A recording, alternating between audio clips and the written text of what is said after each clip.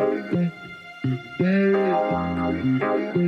right, good afternoon, everybody. Welcome to War Room to the Boardroom.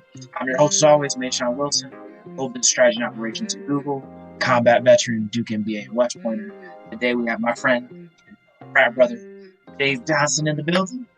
For those that don't know, Jabe Johnson III is gone on his journey to entrepreneurship, personal training, and Jabe is an IFBB bodybuilder and personal trainer at Equinox, founder of War Ready clothing brand, does some acting work in the Los Angeles area. Before that, he was a Ranger qualified Airborne Artillery officer. He was my battle buddy during deployments on 173rd, Airborne Brigade based out of Germany, and he's also a graduate of Indiana University, Purdue University in Indiana. So I'll turn it over to Jabe so he can tell you more about himself before we get to any questions. Man, I don't even know how to follow it up. You made me sound way cooler than what I am right now. So we know you have a high standard. You just like to live like I get. Yeah, you really put me up there. I'm like, oh man, I forgot about some of that stuff. But dope.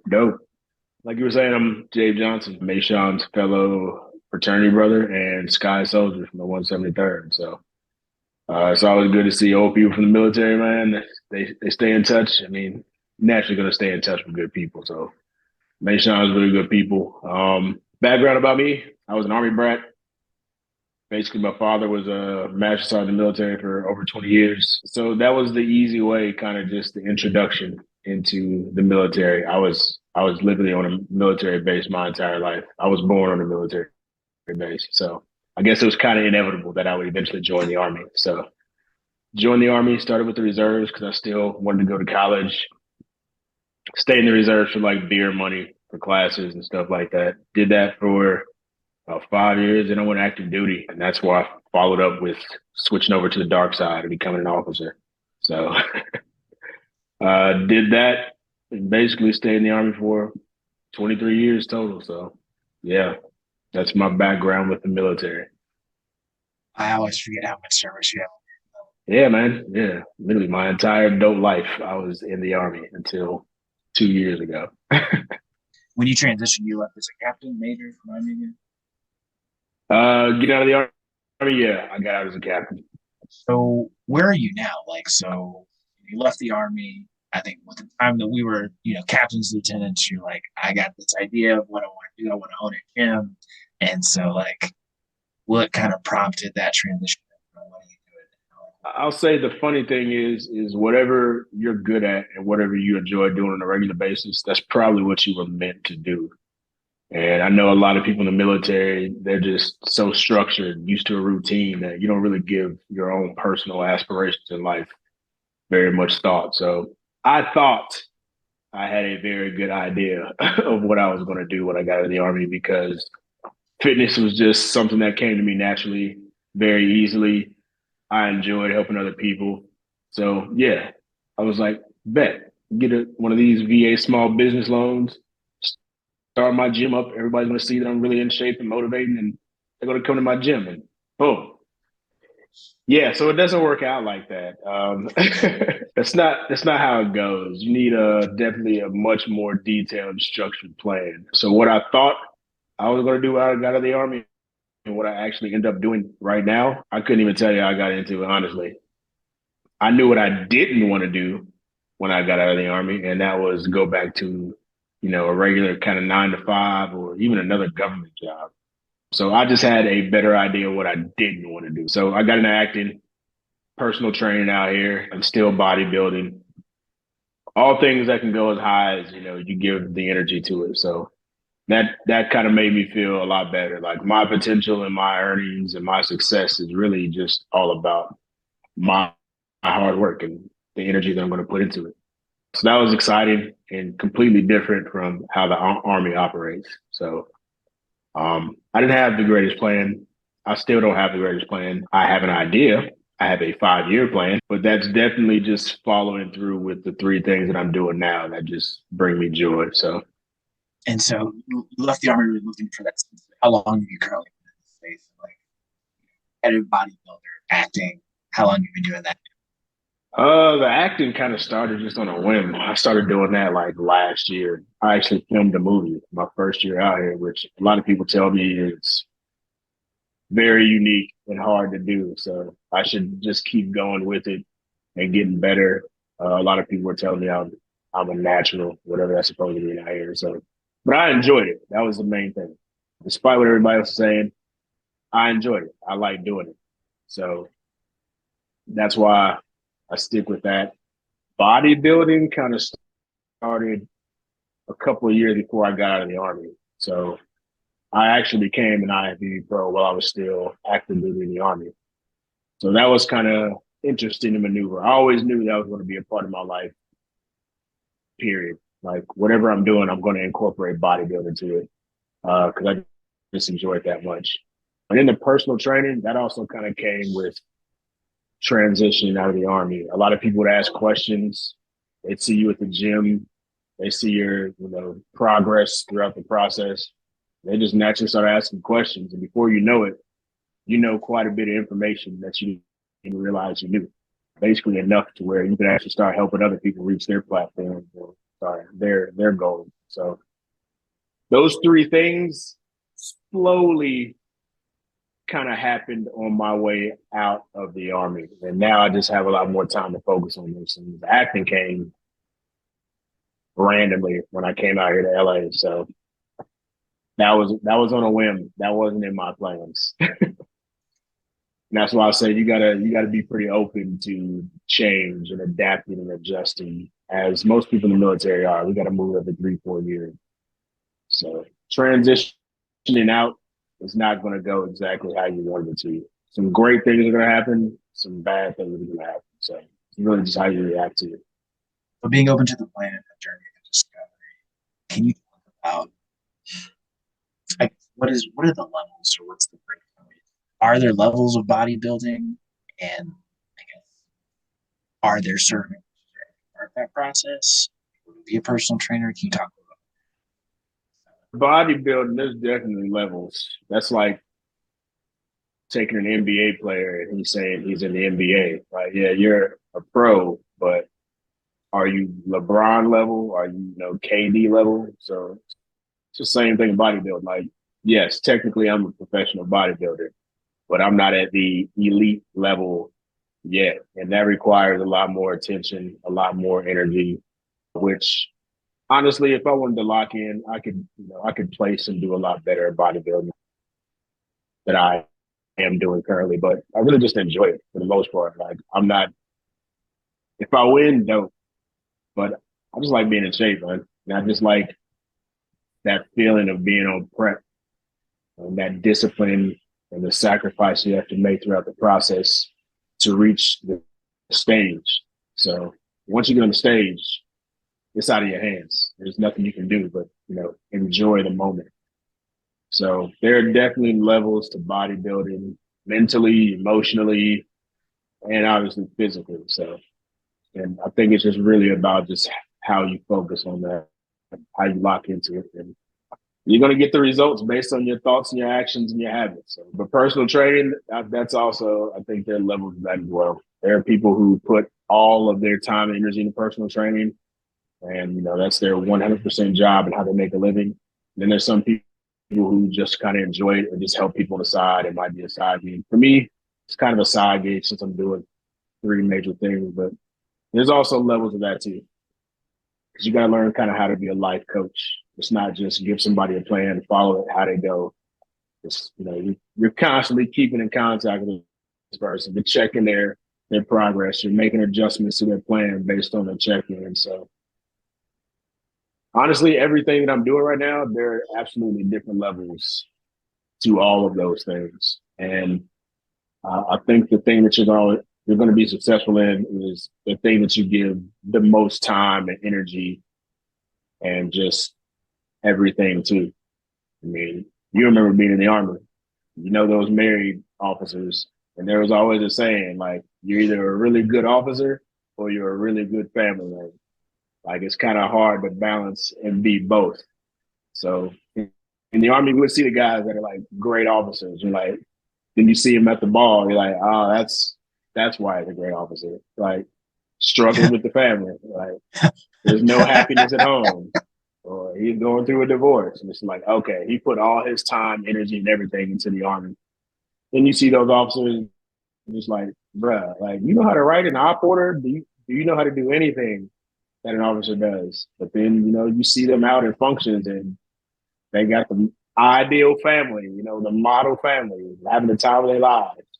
So it's the same thing, man. You're going to be successful in whatever you put the most energy into, no matter how the levels are, how many levels are out. To really honing your craft and putting it. No, that makes sense. So based on where you are now, I guess, where are you trying to go? Man, that is a great question, man. I got to go through this like almost bi-weekly with my wife, man, because acting requires a lot of your time and energy. Even when you're not getting ready for a role, you got to practice. And it's just blowing my mind, all the work that actually goes into it. But I want to be good at acting. I want to get more roles. I want to be more movies. So I got to give a little bit of time to that. I still enjoy helping people like reach their fitness goals. And that also brings me a little bit of money. So I got to give time to that. Bodybuilding, like I said earlier, is never going to leave me. I enjoy being in the gym. I enjoy how I look and feel in clothes. So got to give time to that. So I have this conversation with my wife all the time. She's like, yo, you're at the fork in the road. Which way are you going?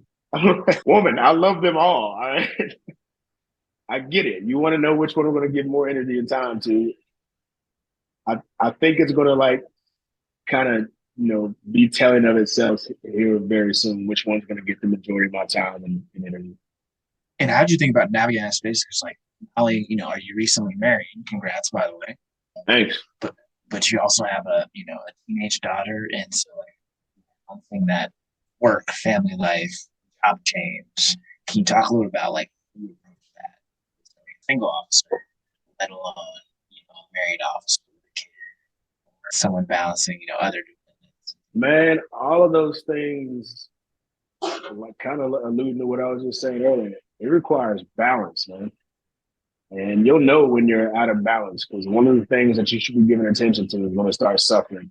So then you go and give that attention, but then you take attention away from something else. So now you got to, it's constantly like a seesaw of trying to balance your life. And the closer you get to balance, the better off you're going to be. That's in the Army or outside of the Army.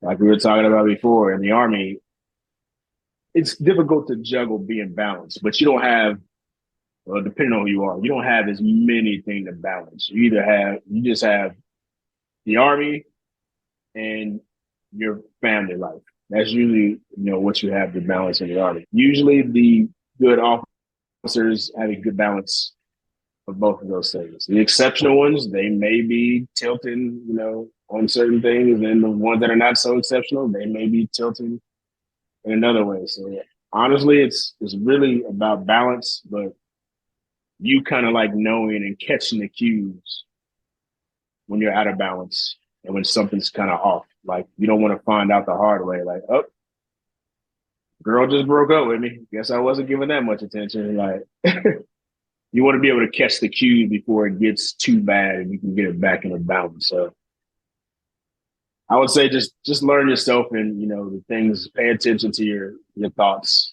a lot. And if something feels off, you're probably right. And, just go through all the things in your life that are important and what matters. And are these things in balance? Have I been giving this attention? Have I been giving this too much? Not enough? That's really it, man. That's the best info that I learned from a mentor of mine in the military. Like, not just the Army, life. It's balance. Assessing, readjusting, and also seeking out that piece as well. You talk about how mentors played a role in helping you make your transition into those spaces. Oh God! Without my mentors, without a mentor, period, trying to navigate through any profession, especially the military, it's going to be it's going to be hard. It's going to be hard because you're learning everything on the fly. You're learning the hard way. But if you have a mentor, they can literally help guide you in the right direction, give you, unbiased information, tell you the truth, even if it hurts your feelings. Like, you need somebody like that to navigate in the military. especially if you're a Black officer. Lord have mercy. I mean, it's already kind of difficult to navigate being a Black officer in the military, especially if you're in combat arms as well. And so we're in combat arms, not very many minorities on the officer side in combat arms and voices. So it's good to have somebody you can talk to, relate to, kind of unload a lot of thoughts and feelings you may be having, and they give you, good, unbiased feedback on how you can move forward. So mentors are extremely important. It's kind of like what being a fitness coach is. You're somewhat of a mentor / life coach. So everything I even teach my clients, I'll learn from somebody else or learn from experience or learn from a mentor. So mentoring, A1. If you have one, you're doing life right. Having a mentor, being open to coaching, and you talk about some of those military skills. How do some of those military skills, especially like leadership, where you're not necessarily leading people anymore, but you're maybe guiding people and you're coaching people as you try to make changes? So basically just talk about how military is assisted in the transition to civilian life. Transition to civilian life, and also, helping people with fitness habits. It's a good question. I would say it's actually been way more helpful than I realized. Meaning outside of the military, it's all about feelings and emotions. That doesn't exist in the Army. They don't care about your feelings in the Army. It's get it done. Outside of the Army, it's all about emotions and how this made this person feel. This is why they did this, and yada, yada, yada. And I think the hardest thing at first was transitioning from how do your feelings have anything to do with what you were supposed to accomplish? Because we just needed you to do this. You gave me everything that happened and why this didn't get done. And that comes off very brash, very abrasive, kind of cold in the civilian world, even though you're not realizing you're probably sounding, like a complete and total, bad person. Yeah. Sounding probably like a douche. But we're asking questions without emotion and giving advice without emotion. And it makes you less empathetic to people. So what the Army taught me and what the civilian world taught me, it's okay to let go of some of the ways you communicated in the past. And it's definitely okay to hold on to some of that stuff. So the Army benefited me by just the way I communicate with people. Like, I try and be clear and concise with what I'm saying. And then I actually try and listen when somebody's giving me like some emotional rant. I don't just like, yeah, that's cute. I'm sorry to hear that, but you still got to get it done. Like, you actually listen to understand, not listen to reply. And then you can give them effective feedback without them feeling like you're just being cold and, you're not listening and things like that. So my communication style changed a lot when I got out of the Army. And that's thanks to the Army, but also just learning how to be more patient in the civilian world and understand that a lot of emotions and things that we didn't take into account in the military as leaders, those things actually matter outside of the Army. So one, adjusting your communication style to the different audience you interact with. Two, how do you become a bit more empathetic and yeah. If you keep talking to people how you talk to them in the Army, man, you're probably not going to have a lot of friends in the civilian world. I didn't realize how much of a tool we sounded when we were in the Army, but that's because everybody talks to each other like that. So it can be kind of offensive to a lot of people I'm learning out here in the civilian world. So if you want to be successful in coaching other people, you definitely need to learn how to communicate with people and understand and take into account their emotions. That Army horror stuff we did, that ain't gonna fly out here. You're not gonna lead anybody. You got to be far more influencing. You will do this by this time because I said so. They go be like, yeah, that doesn't go very far, unfortunately. As we talk leadership, how you learn to change the other things that you're doing, can you talk about what advice you would give to people not only transitioning, but also maybe people looking to have veterans as a part of whether it's their gyms or it's part of their production team? What advice would you give people that are trying to make this transition or people trying to welcome it? Say, what would you want them to know to make it a bit more welcoming? If you've been in and you're about to transition out, if you've been in for some time, you've learned a lot more than you think you learned. It's a lot more applicable to the civilian world than you realize. But also, there are a lot of resources out here for you as a veteran getting out of the military. So you have so many things that are available that are either free or discounted or waived. So there's so many things that can keep you going as far as, still trying to keep money in your pocket, because that's the main thing most people worry about when they get it on. Like, how am I going to make money? Like, you're used to that comfort blanket of a paycheck every 2 weeks. And no matter what you do, you're getting that same amount of money. So that may or may not be the case for you when you got in the military. You may go into a civilian job and, or better yet, you may want to become an entrepreneur.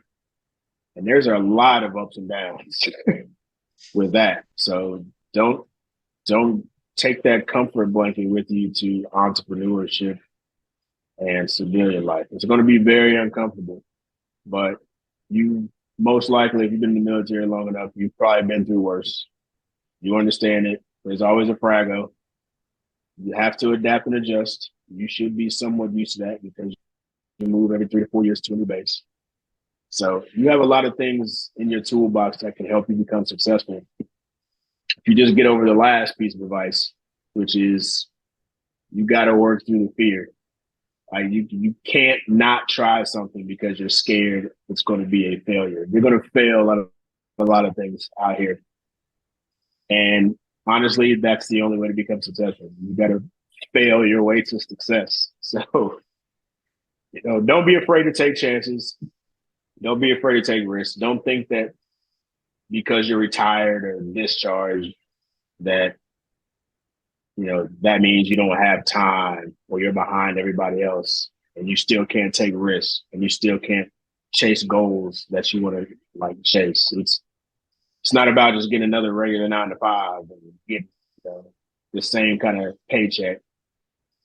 You're just living the same lifestyle in different organizations. So don't be afraid to try new things. Work through the fear. There's plenty of resources out here for you. A ton. Tax breaks, everything. Can you talk about some of those resources they use, whether it's certification or opening and looking at the gym? What are some of the programs you look at? Yeah, stuff that they always told us when we were in. A lot of those things still apply when you get out. So you still got your VA home loan. You still got the GI Bill if you haven't used it all. A lot of these schools, they give you a break on the tuition if you're a veteran. I know California, there's certain taxes you don't have to pay out here for being a veteran. There's just so many things at disposal. There's jobs that literally you get put at the top of the list because you're a veteran. There's jobs that guarantee you an interview just because you're a veteran. So honestly, to come out here and fail really could not have gone through all the things that could help you become successful. There's too many. You were just expecting somebody to come give it to you. That's not going to happen. So the Army is easy. Civilian life is not so much. That's not a bad thing. That's the main thing that people are afraid of. It's not a bad thing. It's a little more challenging, but you can be just as successful, if not more successful out here if you know all the things that are accessible to you. So yeah, there's jobs out here. There's tax breaks. Use that stuff, man. It's not going anywhere. If you don't use it, somebody else is going to use it. Oh, most definitely. Yeah. But yeah, get over the fear. Don't be afraid to take chances. Use all the resources. and you know a lot more than you think you know about like making it out here. So don't doubt yourself. Be very confident in all the things you've accomplished in the military. It's going to play very well into the real world. Well said. Well said. The cops don't pull you over if you got a veteran sticker sometimes, and they don't give you a ticket. Like, I got a Ranger tab and a freaking Airborne sticker on my truck now. And sometimes the cops are like, "You're a veteran, huh?" I'm like, yeah. And then boom, man. Maybe that's just in LA. I don't know. I don't think that's how they run it up here. There's not too many Army dudes out here, so it's helpful. Navy and Marine land out here in Cali. Most definitely, all those bases down south and contract. Along those lines, is there anything that you listen to, whether it's a book or audio book or podcast, anything that helped either with your transition or that's helped you become a better personal trainer, bodybuilder? Recommend motivational speakers, courses, anything that you recommend somebody that's following your footsteps? I kind of go back and forth. Most of the times, it's probably David Goggins, honestly. David Goggins, Joe Rogan. I listen to a lot of Joe Rogan.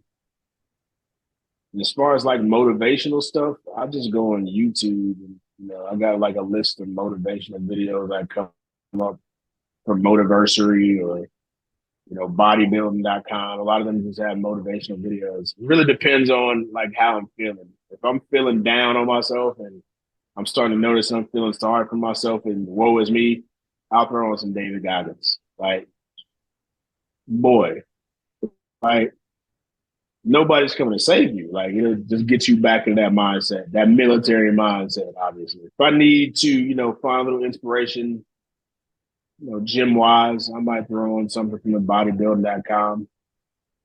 And then if I need to like help inspire somebody else or get one of my clients, I look on YouTube for something else that I can relate to and something that'd be similar to what I would say to them. So I listen to a lot, man. I listen to a lot of podcasts, motivational stuff. I listen to The Secret audiobook every now and then just to make sure I'm tuning my vibe and the positive energy on a regular basis, because it's very difficult to switch your mindset to a more positive mindset if you've been in the military your entire life, because obviously the Army, especially as a leader, it teaches you to find things wrong and how to correct those things on a very regular basis. So whether we realize it or not, when your brain is wired to always find something wrong in a situation, you're kind of training your brain to always find bad things. Even though you're trying to correct them, it's still you're training your brain to kind of like think more negative. So that's something else I realized out here. So I listen to The Secret every now and then to balance me out, make sure I got a good positive outlook on life, because you can't walk around all boo-boo face and mean and expect good things to come to you. So, I mean, every now and then just flash a smile at a stranger, say something nice to somebody, and you'll be shocked at how you'll find more positive things. So it's really it's the mood I'm in. It's the mood. But recently, it's been a lot of David Goggins. And that's only because I'm back in the gym on prep. Prep is not a fun place to be or a fun thing to do. And there's a lot of days you're not going to want to do it. And you need to tell yourself, F your feelings. I don't care how you feel. This needs to get done. So David Goggins has that vibe, and he reminds me quite a bit like, yeah, if you don't do this, who you expecting to come do it for you? Right? You either gonna step on that stage and get blown away, or you're gonna be competitive. It's really up to you in this decision that you're trying to like make right now. So, but yeah, you gotta keep a good balance, man. Even with the motivational stuff, find something that's gonna talk to you like military, like find something that's gonna uplift you positively, and find something that's gonna force you to think deeper about how you've been conducting yourself. So I got a nice array of a little bit of everything. It's a good point. But you've always done a good job of that. Because even I remember we'd be at some terrible field problem where like we're in Afghanistan, this guy's over here making jokes like, man, this sucks. It's wrong with this. And I'm like, you're right, it does. You gotta laugh at some stuff, man. You gotta learn to laugh some stuff off, no matter how bad the situation is. Like, we're in Afghanistan. You gotta laugh at this point, bro. Like we're here. We can't leave here anytime soon. Let's laugh at the situation as best we can. So it's Terrible no needed, matter which homie. one. No matter which one you dice it, it's still gonna be terrible tomorrow when you wake up. Yeah, facts, man. Just embrace the suck, as we used to say in the army. All the time. And looking back on your transition journey, is there anything you would change or do differently? Right? Like whether it's like, hey, I thought about transitioning. I wish I had thought about it sooner. I wish I had like really died on some of my benefits. Any changes you make to things like that? I don't think there's anything I would change because if I changed anything, I wouldn't be where I'm at right now. So, and I'm pretty happy with where I'm at. I would say some things I may have done better. Definitely could have squared away all my disability claims before I got out. I was still kind of doing that on the way out. So I would say advice to anybody else transition out. Me, I'm not going to change anything because obviously let me hear it. But anybody else, absolutely take care of all the admin stuff that you need to take care of before you got in the military. You can still follow up with a lot of those things after you get out, but it's definitely a lot easier when you don't have to transition to a different base or location or VA medical center and they got to transfer your stuff out. Just get it done before you get out. And I could have looked at a few more of the resources that are actually available out here. So that way you at least put your mind at ease a little bit more when you're not just walking into the unknown. Like, if I'd have known, like, hey, I'm coming to California. Oh, these are all the tax breaks you get in California for being a veteran or a disabled veteran. And, oh, these things are available to you for free out here. I probably could have done that a lot better. I'm finding out a lot of these things on my own. And it's not like it was like hidden information. It's just I didn't do the proper research on what there is to offer for veterans when I came out here. So I would say that's probably the only thing I would change, man. Everything else I was doing, whether I was procrastinating, getting it done in a timely manner or not, all of that had to happen. It all had to happen because if it didn't happen, I wouldn't be here in Cali, living my best life and enjoying the retired veteran life. Yeah, I see those pictures from the wedding and like the photo shoots on the beach. And I'm like, man, that man living his whole best life. Man, it's crazy. Like I said, once you get past the fear of what's next and how am I going to support myself and I don't want to do this because I'm a fail. Once you get over that, the best stuff, the best stuff is past all of that, man. So yeah, it's gonna be scary, man. But hey, so was jumping out of an airplane. You are You not made wrong. it to the ground. Questions that will make it to the ground. Questions how fast. Hey, Because that speed gonna make a difference. hey, you made it. You didn't break anything. You didn't die. You did it. All facts, all good points. You shared a lot of good advice with us. Probably the last piece that I'd like to cover before we, say goodbye, good sir, is as people are going through this time of uncertainty, whether it's in the fitness journey or whatnot, what are some things that people like overlook, whether that's physically and changing your daily habits and behaviors, or when it comes to deciding to stay in the army for another year or another assignment or another promotion? What's something that people kind of like take for granted or miss in the big picture? I think the biggest thing, well, just from what I've noticed, from the few people that I've noticed that got out, not knowing what you want to do when you get out is okay. But don't get out just because you know what you don't want to do anymore. Like, kind of set yourself up for success when you go into the unknown. Like, I know a lot of people who got out a little earlier than they wanted to, or probably should have, because they were just like, I'm done. I'm sick of the army. I'm like, what are you gonna do? Like, I know what I'm not gonna do. Like, oh, okay, all right. I mean, I'm with you. I'm not saying you have to stay in, but develop somewhat of a decent exit plan if that's what you decide you want to do. If you're truly done with something, all right, cool. This is where I'm at. I'm officially not wanting to be at this place anymore. This is what I'm going to do for the next 3 months to work on my exit. And I think a lot of people just take for granted that the Army is a lot easier than you think it is. Like the jobs outside of the Army, yeah. Like you get fired from those jobs for not performing. The Army, they just move you somewhere else to the, I don't know, the weapons vault and clean weapons, but you're still going to get paid. So the Army kind of made it kind of difficult, I think, for some veterans to realize that there's nothing guaranteed out here. Your performance, your attitude, all that will get you fired. Like, have a good exit plan before you go into this unknown and realize that, oh, wow, the Army was actually not that bad.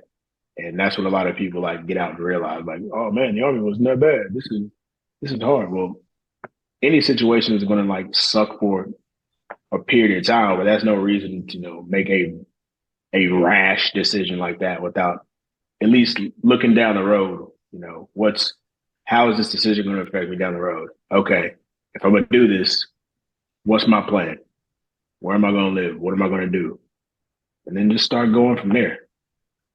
But don't just exit. Don't, I ain't doing this no more. Okay. But that's probably it. Don't take for granted, all the things the military is teaching you and all the things that are going to be very valuable to you outside of the military. And, if you're going to make a big decision, like transitioning out, you're good at it. You've been in the military your entire career. You plan it. Just plan it like you plan everything else. Like you write op orders. All right. Write an op order for how you're going to transition out of the military. There you go. So that's really the only advice I could tell anybody. I'd never tell anybody to stay in, get out, or go to this duty station, go to that one. It's really, that's a personal decision. Like, where are you at mentally and emotionally? Where do you want to be? What are you trying to accomplish? So, but getting out, it's dope. It's rough. It's amazing. He's like, I can't figure out. Wait, do I stay? Do I go? I don't know. It's all of those things. Sky is the limit. Well, Jay, we appreciate your time. The last thing we'll leave with you is if people want to reach out and find more about you or connect on how to be, you or like you, where can they find you? What's the best way to connect? Yeah, honestly, right now, the best way to reach me is you can just go to my Instagram page, man, at Major Pain 1906. Until I finish my website for personal training, just hit me up on Instagram, man. And, whatever you want to discuss, if it's fitness related, we can get started there. And then, we'll move to the next step. If it's military related, I can give you the best advice I can think of from my own personal experience, or getting out or wanting to join. Actually, one of my clients, one of my fitness clients just joined the Army a few months ago. He's in basic training right now. And hey, I didn't tell him not to join the Army. I was like, if this is what you're going to do, know why you're going to do it, have a reason why, and then always focus on that reason why you're in there. Like, my experience is obviously going to be different from your experience. I would never tell anybody not to join the military. So, if that's what you think you want to do and it's going to help you reach this goal, or you just want to be the best soldier you can be, hey, absolutely do that. And I helped them through that process. So whatever you want to discuss, hit me on Instagram, fitness, military, all that cool stuff. Acting, which I don't know very much about, but I'm learning. And then we also have a program that we're asking our podcast guests to help us with. It's called Each One, Reach One. So if you have an ask of our community, things that you'd like people to help you with, chance to put that out there, and anything that you're fading away. We have a program called Each One, Reach One. So if you have particular asks, we're gonna get this mic situation squared away for you this next podcast. We're gonna get you a mic. We're gonna get you one of them collar mics. I'm gonna call Essex as soon as we finish. There you go, man. Get Camo in here. Sit out. Yeah, so we have a program called Each One, Reach One. So as a part of that program, if there's any asks you have our community, something that they can help you with, chance to put that out there, and then anything that you can help our community with, that out there as well. So do it more uploading and engagement. If you have particular ads, let us know. That's dope, man. That's awesome. That's good stuff. You guys are putting out good positive energy and good information, man. Proud of you, homie. We just want to help the people. You know, gotta raise that light. Gotta keep it high. You know what I'm saying? I love it. That is dope, man.